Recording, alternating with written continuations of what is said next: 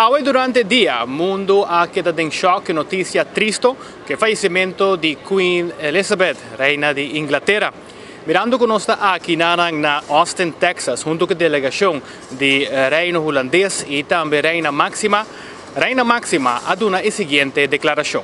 In deze zeer verdrietige dag, ons hart gaat uit naar de Cook-familie en natuurlijk alle mensen in Groot-Brittannië.